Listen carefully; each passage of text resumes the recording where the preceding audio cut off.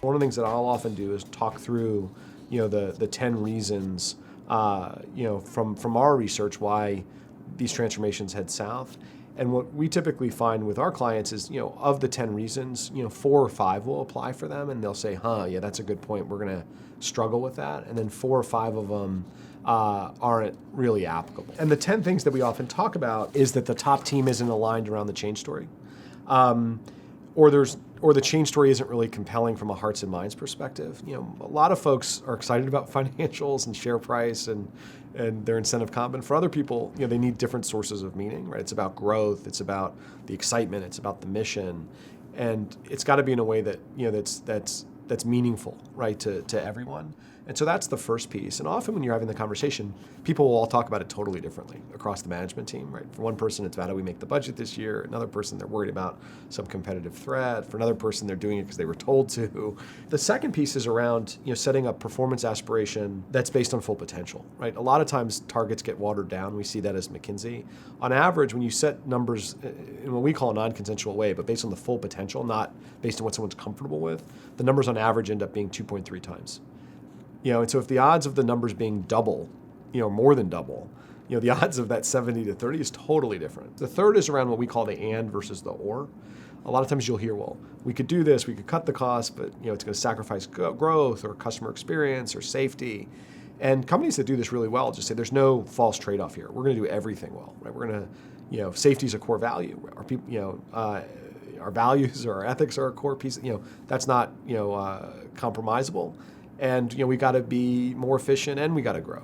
The fourth is around will and skill, right? When you talk to CEOs that are in this, they often have a sense in the team of who the third, we break people into thirds. I have my horses, and whatever I do, they're the next generation of talent. They're our future leaders. You have a group in the middle that'll, that are kind of they'll rise up, they do a good job, but they're not lighting the place on fire. And then you have a third at the bottom that are a real challenge. And that's true also on senior teams. I've never had a CEO say, in my gut, I knew that person was never going to get there, and I did it too quickly. I made a change too quickly. It's always the opposite. And so really having the courage to say, look, we've got to make some changes. And what's, at some level counterintuitive is that the other buckets get better, right? Because they get motivated seeing that, these folks that they've been pulling along that aren't there, they get more excited and more energized. The fifth is around aligning the enablers. A lot of times you come into a situation and the stock options are underwater, or the incentive comp has gotten so complicated it's across 4 or 5 different things, and there's 20 metrics and no one understands it. But how do you really align the incentives, not just financial, but also rewards and recognition to the behaviors and the outcomes on the initiatives that really matter? The sixth is around what's the process and the structure by which you're going to track things from an idea all the way to it hit the balance sheet or the income or the P&L and make sure it didn't leak. And so how do you think about ZBB in that context? How do you use WAVE in some of our tools and the L1 through L5 nomenclature? And a lot of companies don't do that well. And as a result, they're filling the bucket, but half of it's kind of leaking out the bottom onto covering other budget misses, and that gets lost. The seventh is around focusing on activities as opposed to just outcomes. Lean, Six Sigma, which I'm a big proponent of. Sometimes those things fall short because people get too focused on the activity as opposed to the result. Sometimes companies will get excited about the sexy stuff, digital and advanced analytics. Everyone's talking about it, and those are enormous, levers, and that's another huge growth vehicle in the firm.